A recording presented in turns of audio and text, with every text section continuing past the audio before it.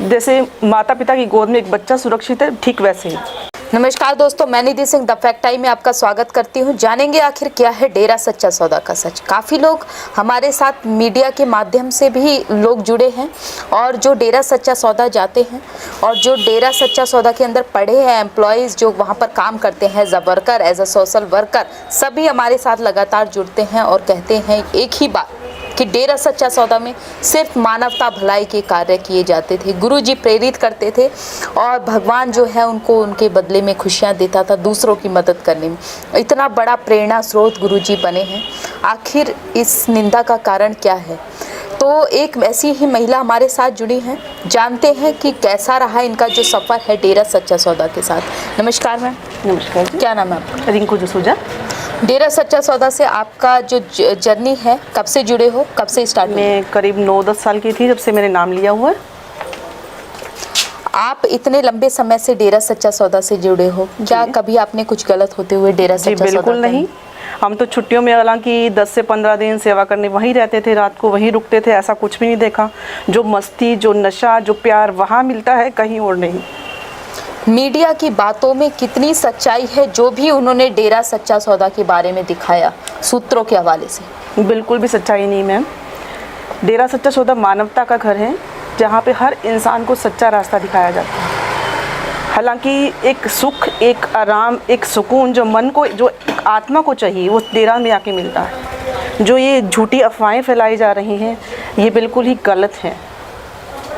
और गुरुजी सच हैं और ये सच एक दिन सामने आके रहेगा, सबके सामने आएगा। जनता, सबसे बड़ा सवाल जो है जनता के मन में है वो ये है कि जो वहाँ लड़कियाँ हैं वो कितनी सेफ़ हैं। आप भी एक महिला हैं, आप भी जाती रही हैं, आपकी जो सुरक्षा है वो कितनी लगी आपको, और दूसरी जो लड़कियाँ जाती हैं वो कितनी सुरक्षित है वहाँ पे? जैसे माता पिता की गोद में एक बच्चा सुरक्षित है, ठीक वैसे ही। तो जो गुरुजी हैं समाज के लिए उन्होंने क्या क्या कार्य करे?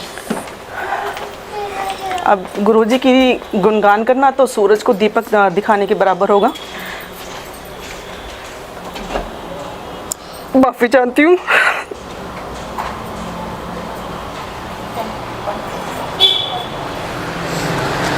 गुरुजी जो है वो मानवता का हर कहना चाहिए कि एक जरिया है मानवता को, इंसानियत को जिंदा रखने का। उन्होंने सिर्फ अपने को ही, दूसरों को ही जीवन दान बख्शने का नहीं किया, दूसरों को एक सच्चा रास्ता दिखाया है कि हम इंसान की, एक इंसान होने के नाते कैसे सहायता कर सकते हैं। चाहे वो खूनदान को लेकर हो, चाहे वो किसी भी फील्ड में हो, चाहे वो चिकित्सा के क्षेत्र में हो, चाहे वो इंसानियत का कोई और मज़हब, किसी और मज़हब के व्यक्ति की रक्षा करना हो, चाहे वो कहें कि मानवता के क्षेत्र में किसी भूकंप या बाढ़ या कोई भी ऐसी आपदा जो आन पड़ती है, तो ऐसे समय में प्रेमी हर समय डटकर तैयार रहते हैं सेवा करने के लिए। ये सीख सिर्फ हमें गुरुजी से मिली है। गुरुजी पे आपका जो विश्वास है वो कितना है? जैसे मेरे आप आंसू दे सकते हैं, जितने सच्चे हैं उतना ही। इस विश्वास के होने का आखिर कारण क्या है? कारण जितना कहते हैं कि दिल को धड़कने के लिए जान की ज़रूरत है, उतना ही गुरुजी हमारे लिए आवश्यक है।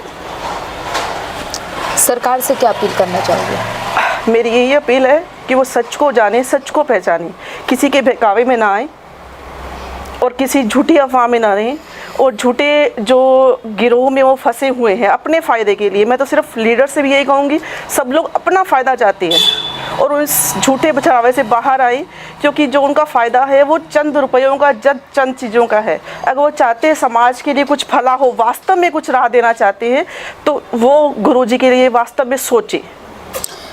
गुरुजी ने महिलाओं के लिए आज तक क्या किया है? बहुत कुछ। शिक्षा के क्षेत्र में देखिए, स्कूल, कॉलेज, वहाँ ऐसे ऐसे एरियाज़ हैं, जैसे एमपी में है, राजस्थान में है, जहाँ पे अच्छी शिक्षा की व्यवस्था नहीं थी, वहाँ पे सीबीएसई एफिलिएटेड स्कूल बनाए गए हैं, कॉलेज खोले गए हैं। और ऐसी सुविधा भी है जो गरीब बच्चे जहाँ पे वो शिक्षा नहीं ले सकते थे वो लेते हैं। इवन जो मासूम बच्चियों को गर्भ में ही मार देते थे, उनके लिए उन्होंने बहुत अच्छा कदम उठाया है। उनकी जो वो है भ्रूण हत्या है, उनको रोकने का प्रयास किया है। और ये मानते हैं कि अगर आप नहीं पाल सकते तो डेयरी में दे दीजिए। इवन मैं भी आपसे अपना विचार साझा करना चाहूँगी कि मेरी को माँ बनने का जो सुख है वो दरबार से ही मिला। ग्रीन एस वेलफेयर फोर्स एक ऐसी फोर्स है जिसका निर्माण गुरुजी ने किया था। जनता के बीच में जो एक सवाल है बहुत बड़ा है आज के समय में, ये भी है ये फोर्स किस तरीके से कार्य करती है और किसके कहने पे कार्य करती है। ये फोर्स मानवता भलाई के लिए बहुत कार्य कर रही है। जैसे कोई भी आपदा आ जाती है, आग जैसे पिछले दिनों कहीं आग लगी हुई थी तो वो उन्होंने बुझाने का प्रयास किया था। अभी हिसार साइड में एक नहर का बांध टूट गया था तो उस डैम को उन्होंने बनाने में हेल्प करी थी।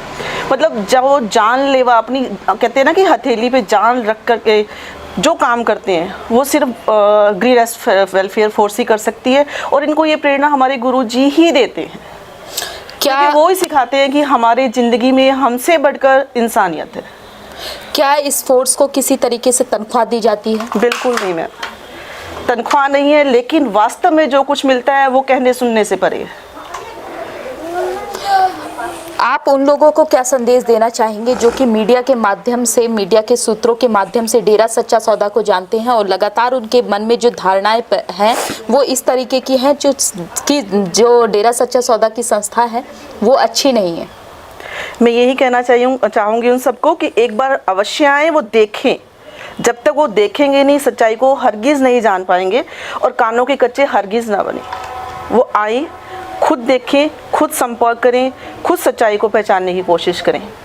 बहुत बहुत धन्यवाद आपका। जैसा कि आपने सुना, डेरा सच्चा सौदा एक ऐसी संस्था है जो इतने सारे मानवता भलाई के कार्य कर रही हैं और जो ये महिला बैठी हैं ये कहती हैं कि जो माँ बनने का जो सुख है वो शायद इनके नसीब में नहीं था, मगर गुरुजी जो इतना बड़ा दरिया दिली है, गुरुजी की वो इतनी बड़ी देन है कि गुरुजी ने इनको एक बच्चा, एक बेटी दी ताकि ये इनको पालन पोषण करे और एक अच्छा इंसान बनाए। ऐसे समाज सुधारक के ऊपर ऐसी निंदा करना मीडिया के लिए क्या ये देशद्रोह का कार्य नहीं है? जरा सोचिए और कमेंट बॉक्स में अपनी राय जरूर लिखिए। बहुत बहुत धन्यवाद।